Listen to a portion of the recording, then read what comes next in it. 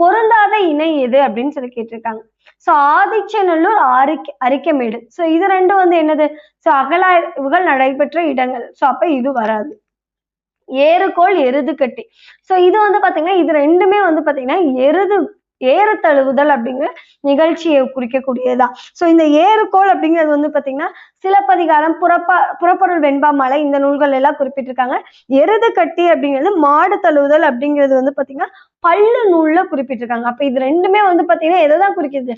ஏறு தழுவுதல் தான் குறிக்குது. அப்ப இதுவும் வராது.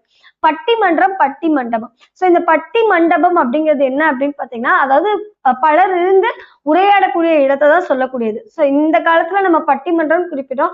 முன்னாடி காலத்துல அது பட்டி மண்டபம்னு இருந்துச்சு. மணிமேகலை எல்லாம் கூட குறிப்பிட்டிருப்பாங்க. சோ பட்டி மண்டபம். அப்ப இது ரெண்டுமே ஒரே மீனிங் தான் வருது. அப்ப இதுவும் வராது. நெக்ஸ்ட் பாருங்க, திருவாரூர், கரிக்கையூர். கரிக்கையூர் அப்படிங்கிறது எங்க இருக்கு ஆக்சுவலா?